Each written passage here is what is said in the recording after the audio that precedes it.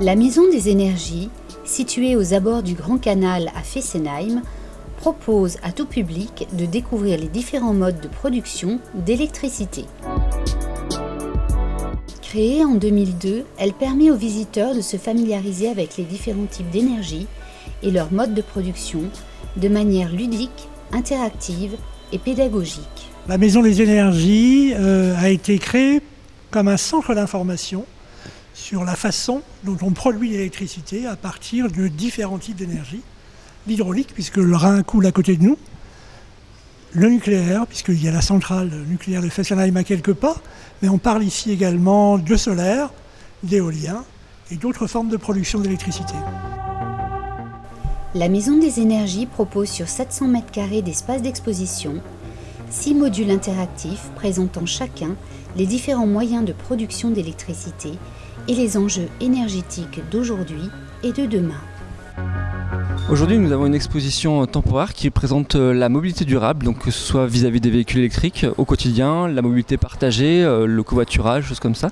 Donc tout est présenté à la Maison des Énergies tout au long de l'année. Et on a également une exposition permanente qui parle des énergies de manière très générale, que ce soit sur les différents modes de production, hydraulique, nucléaire, éolien, photovoltaïque, etc. et qui est présentée à la Maison des Énergies. Alors les modules d'information qui sont présentés ici permettent de comprendre qu'il y a différents modes de production électrique, que ce soit éolien, hydraulique, nucléaire et thermique. Et ce qui permet de répondre à la demande, étant donné qu'on ne sait pas stocker l'électricité en grande quantité, on est obligé de produire en fonction de la consommation des gens en temps réel. Et avec ce module-là, on peut le voir sur la carte de France qui permet de voir où sont situés ces différents moyens de production. On a des pics de consommation électrique, que ça peut être en hiver avec justement la problématique du chauffage. Donc on a des pics de consommation hivernaux, très tôt le matin, entre 7h et 9h, et le soir entre 18h et 20h. Mais également un petit peu l'été, avec les périodes de canicule. On peut retrouver également que ce soit la clim de plus en plus. Donc on peut observer des pics de consommation plutôt aux alentours de midi jusqu'à 15h, là où il y a le plus d'ensoleillement. Nous accueillons de nombreuses écoles ici sur rendez-vous à l'année pour informer les jeunes sur la production d'électricité et aussi tout ce qui se fait en matière de préservation de l'environnement également et de réduction de la consommation. Bien évidemment, consommer l'énergie, c'est aussi la préserver et la consommer avec modération. Depuis quelques semaines, nous avons sur le site de la Maison des Énergies des casques de réalité virtuelle qui nous permettent de faire des immersions sur des centrales, sur des modes de production hydraulique et nucléaire. C'est-à-dire que grâce à ce casque, vous pouvez rentrer à l'intérieur d'une centrale nucléaire et à l'intérieur d'une centrale hydraulique et voir un peu les différents bâtiments, voir un peu comment ça fonctionne. Et c'est ça qui est intéressant, c'est depuis un fauteuil, pouvoir vous immerger dans ce type de bâtiment et d'installation.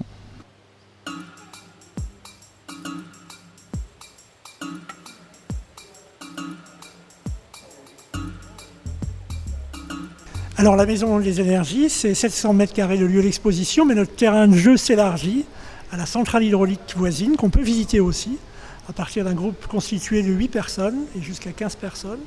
On organise des visites, ces visites sont gratuites, tout comme la visite de la Maison des Énergies d'ailleurs, j'ai oublié de le souligner.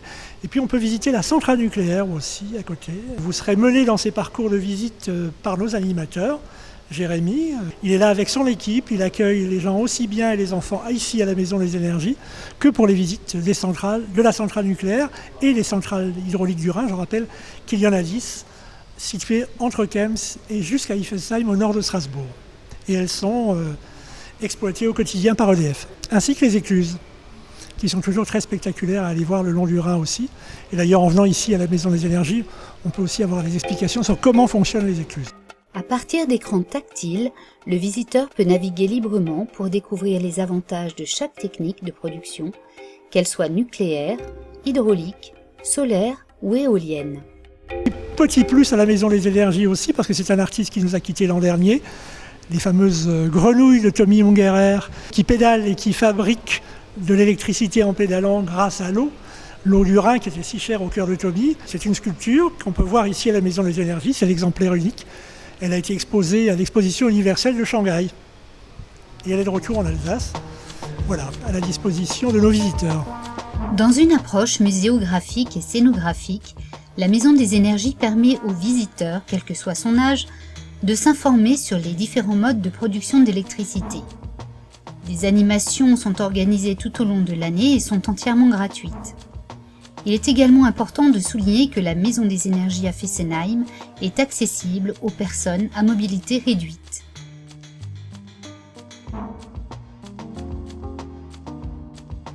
Si vous êtes intéressé, vous serez accueillis tous les mercredis et chaque dernier dimanche du mois, de 14h à 17h, et pendant les vacances scolaires, hors vacances de Noël, de 10h à midi et de 14h à 17h, 7 jours sur 7.